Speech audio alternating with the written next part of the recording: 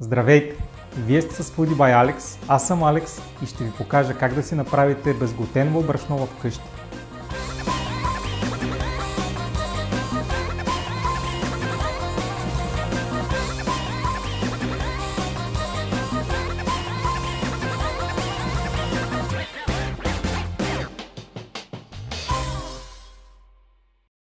Ще използвам бадеми, за да направя ядково брашно, но техниката, която ще ви покажа, може да се използва, за да си направите безглутеново брашно и от всякакъв вид ядки, семена и зърнени култури. Този вид брашна се препоръчват за хора с непоносимост или чувствителност към глутена, също така и за хората, страдащи от автоимунни заболявания. Бадемите, които ще използвам, са богати на ненаситени мазнини и имат много високо съдържание на витамин Е, магнезий и фосфор. Така че, даже да нямате непоносимост към глутена, си заслужава от време на време да заменяте бялото брашно с безглутеново. Ще имате нужда от блендер, сито или гевгир с ситна плетка, купа, шпатула, пръчка за разбъркване и разбира се бадеми.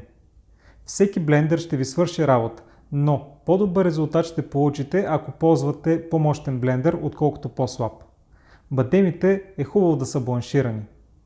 Когато правите безглутеново брашно от ядки, ви препоръчвам да пазарувате на едро, защото по този начин ще си спестите с до 30% от цената на ядките на дребно.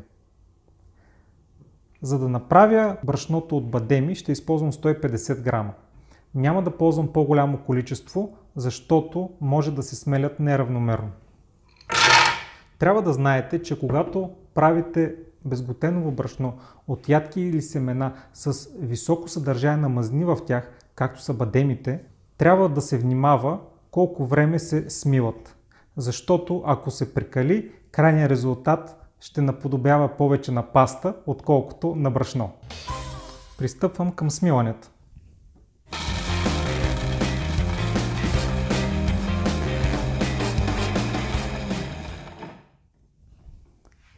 Ще използвам пръчката, за да освободя смелените бадеми, които са залепнали по стените на каната.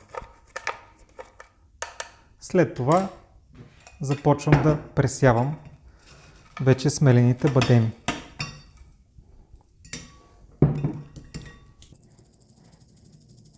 Както виждате, има доста големи парчета все още останали. Тях ще ги смелим още веднъж. И това е първото брашно, което получихме от това смилане.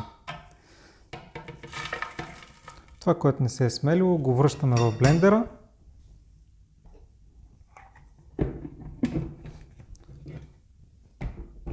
За повторно смилане.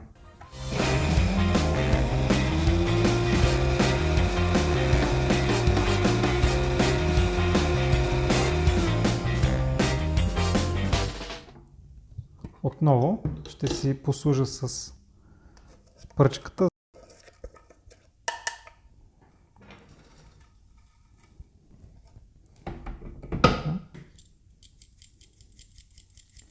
И както виждате, вече много по-малка част ще остане, която не минава през гевгира.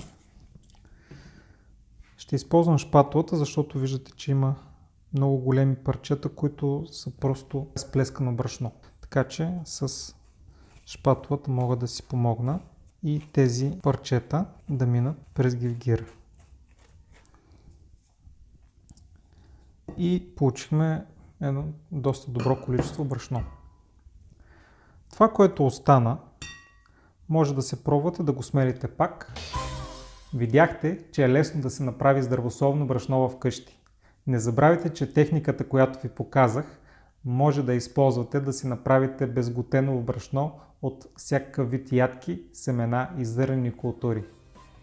Благодаря ви, че бяхте с мен. Ако сте научили нещо ново, моля харесайте видеото.